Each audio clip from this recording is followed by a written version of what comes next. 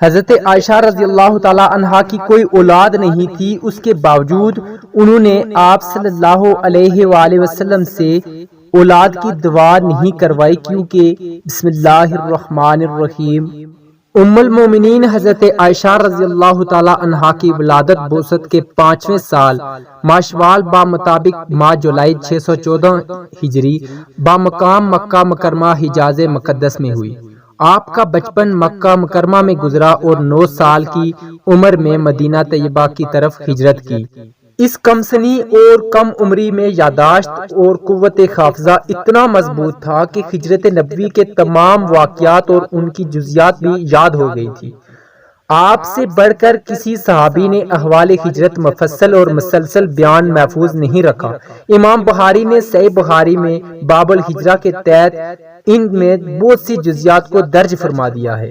سیدہ عائشہ کی اولاد نہ تھی۔ ایک بار حضرت میں نبی کریم صلی اللہ علیہ وسلم سے کہنے لگی کہ میرا بھی دل کرتا ہے کہ میں بھی کنیت رکھوں، لیکن میری کوئی اولاد نہیں، تو آپ صلی اللہ علیہ وسلم نے فرما دیا کہ اپنے بانجے عبداللہ کے نام پر کنیت رکھ لو، جس پر انہوں نے اپنے بانجے سیدنا عبداللہ بن زبیر رضی اللہ تعالیٰ عنہ کے نام پر کنیت رکھ لی۔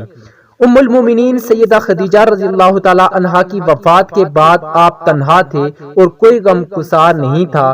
یہ حالت آپ کے قریب رہنے والوں سے دیکھی نہ جاتی تھی۔ اسی دوران سیدہ خولہ بنت حکیم رضی اللہ تعالیٰ عنہا نے آپ سے کہا کہ آپ اتنے پریشان رہتے ہو، شادی کیوں نہیں کر لیتے؟ آپ نے فرمایا کہ مجھ سے کون کرے گا؟ انہوں نے آپ صلی اللہ علیہ وسلم کو 2 رشتے بتلائے کہ ایک سیدنا ابو بکر کے گھر ہے اور دوسرا رشتہ سیدہ سودہ بنت زمعہ کا ہے۔ چنانچہ وقت نے دونوں کو نبی کریم صلی اللہ علیہ وسلم کے گھر میں جمع فرما دیا۔ آپ صلی اللہ علیہ وسلم کی طرف سے پیغام نکاح بھی سیدہ خولہ لے کر گئیں۔ ام رومان نے سنا تو بہت خوش ہوئی، لیکن اپنے خاوند سیدنا ابو بکر رضی اللہ تعالیٰ عنہ سے مشاورت کے لیے وقت مانگا۔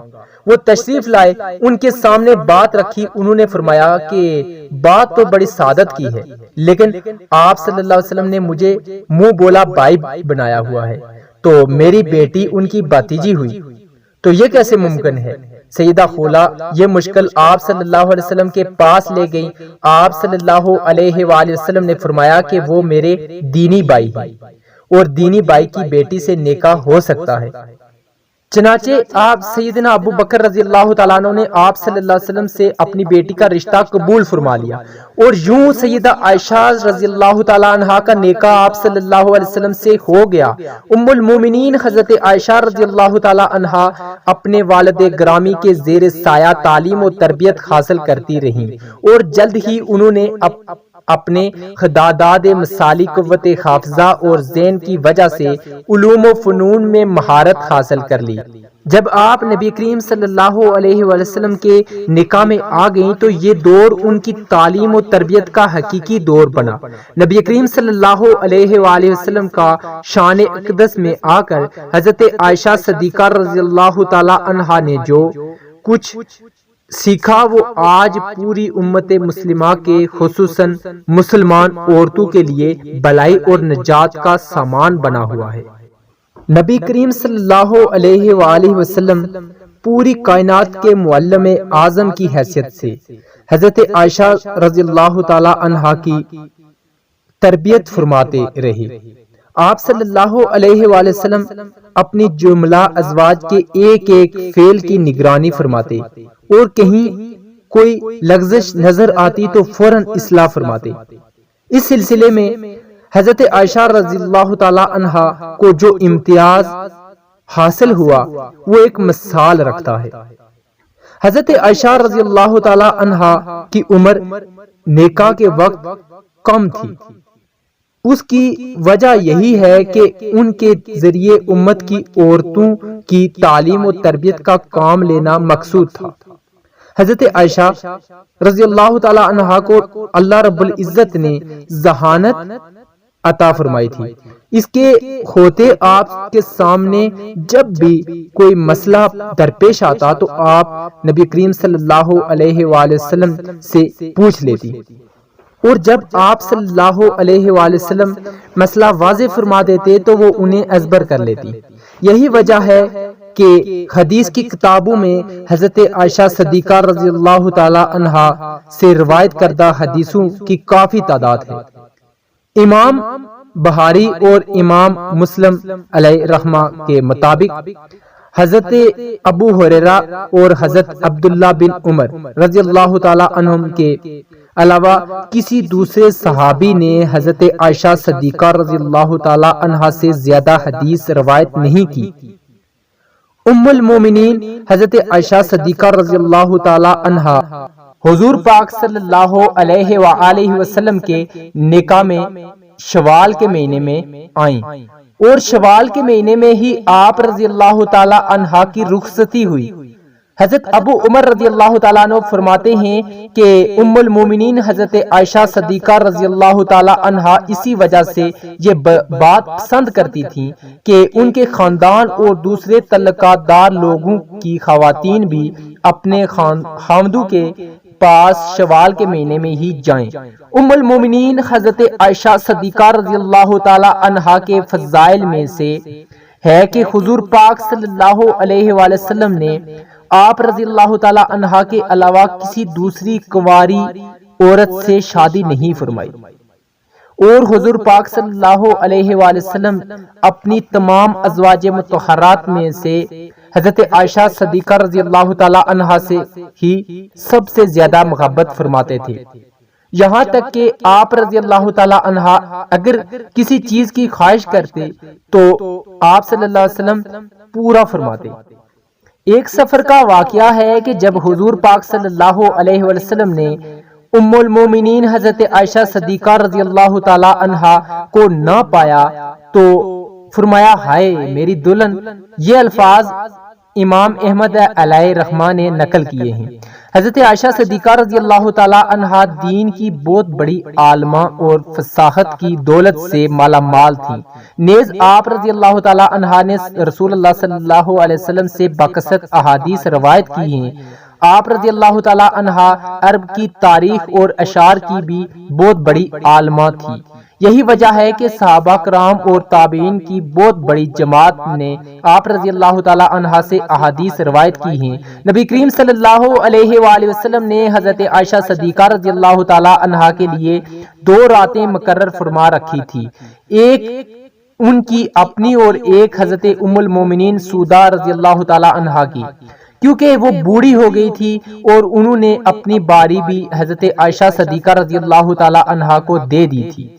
یعنی حضرت عائشہ رضی اللہ تعالی عنہا ام المومنین حضرت خدیجہ الکبریٰ رضی اللہ تعالی عنہا کے بعد ازواج میں سے خوش قسمت ترین ہیں کہ جنہوں نے اللہ کے نبی صلی اللہ علیہ وآلہ وسلم کے ساتھ اتنی زیادہ قربت نصیب فرمائی۔ حضرت عائشہ حضور صلی اللہ علیہ وآلہ وسلم کی رفاقت میں تقریباً 8 سال اور 5 ماہ رہیں، لیکن اس تمام عرصے میں آپ رضی اللہ تعالی عنہا کے ہاں کوئی اولاد نہ ہوئی۔ جب نبی کریم صلی اللہ علیہ وسلم کے صاحبزادے جناب سیدنا حضرت ابراہیم رضی اللہ تعالیٰ عنہ کی حضرت ماریہ رضی اللہ تعالیٰ عنہ کے بطن اقدس سے پیدائش ہوئی تو حضور صلی اللہ علیہ وسلم کی باقی تمام بیویاں رشک کھانے لگیں اور انہیں یہ بات گرا گزری۔ حضرت ابو جعفر رضی اللہ تعالیٰ عنہ سے روایت ہے کہ رسول اللہ صلی اللہ علیہ وآلہ وسلم کچھ دنوں تک حضرت ماریہ کے پاس نہ گئے، کیونکہ آپ صلی اللہ علیہ وآلہ وسلم کی باقی ازواج پر وہ گرا گزرتی تھی اور ان پر رشک کھاتی تھی، مگر ان سب میں سے سب سے زیادہ رشک حضرت عائشہ رضی اللہ تعالی عنہا کو تھا، کیونکہ وہ بے اولاد تھی اور انہیں اولاد کی شدید خواہش بھی تھی۔ حضرت عائشہ رضی اللہ تعالی عنہا فرماتی ہیں حضرت ابراہیم رضی اللہ تعالیٰ عنہ پیدا ہوئے تو رسول اللہ صلی اللہ علیہ وسلم ان کو لیے میرے پاس آئے اور فرمایا اے عائشہ میرے ساتھ اس کی شباہت تو دیکھو، یہ میرے ساتھ کتنا ملتا جلتا ہے۔ تو میں نے کہا مجھے تو کوئی شباہت نہیں دکھائی دیتی۔